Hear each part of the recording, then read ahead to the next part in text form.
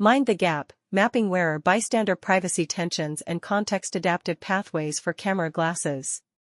Smart glasses with built-in cameras are becoming mainstream consumer products.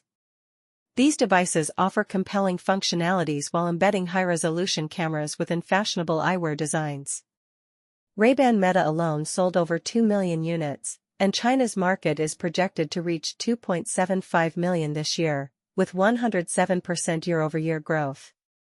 Voice assistants, real-time translation, AR navigation, now everywhere we go. While technology companies including Xiaomi, Rayneo, and Zreal have launched competing products, they all share a common concern: their built-in cameras are seamlessly disguised as ordinary eyewear, and LED indicators are too small to be noticed, making recording nearly imperceptible to bystanders.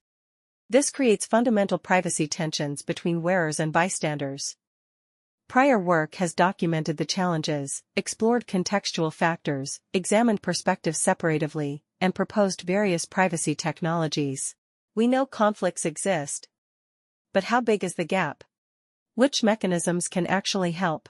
And how does context matter?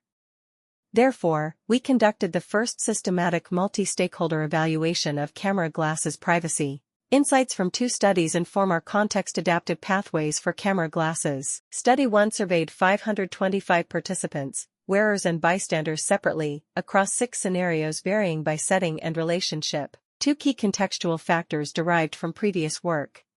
The parallel design lets us directly measure, in the same context, how much do expectations diverge from willingness, and how does this differ across contexts? From Study 1, we discovered persistent expectation willingness gaps.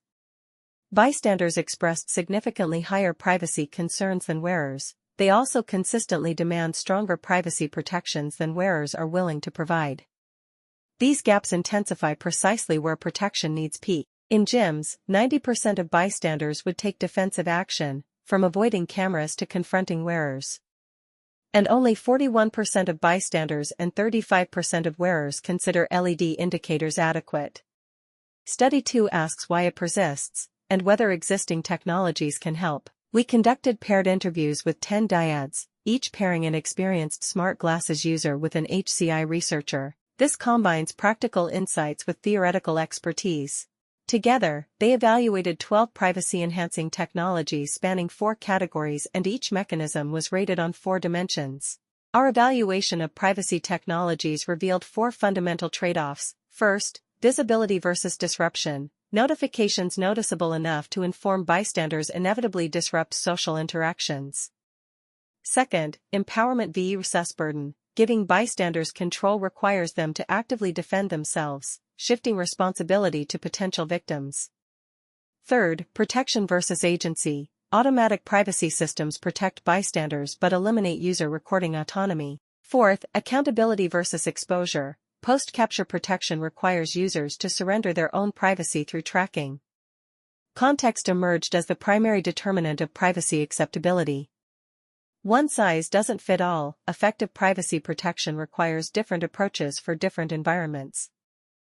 We propose context-adaptive privacy pathways that dynamically adjust protection strategies.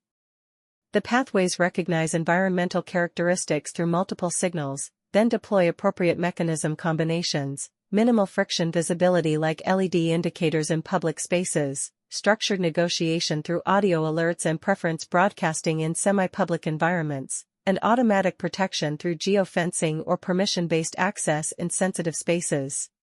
Finally, post-capture accountability provides long-term protection. Let me walk you through how context-adaptive pathways works in practice. A vlogger starts recording in a park. Without intervention, both transparency and protection would decline, shown by the dashed lines.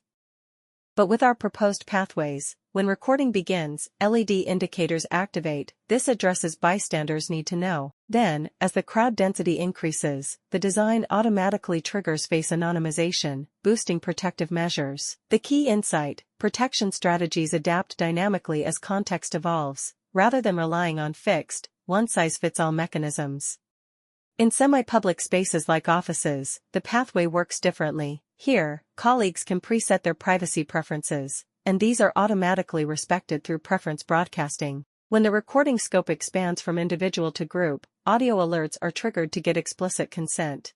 In sensitive spaces, protection becomes mandatory. When someone with an opt-out marker enters the frame, negotiation-based access activates, and when the wearer enters a changing room, the pathway simply shuts down recording entirely through geofencing. No user choice needed. By recognizing privacy as contextually negotiated rather than universally enforced, we can enable the benefits of wearable cameras while preserving the trust essential for social acceptance. We acknowledge that our limitations of study. Future work should include more diverse populations and validate whether stated preferences predict actual behavior in the wild. Thank you for your attention. For more details, please see our full paper.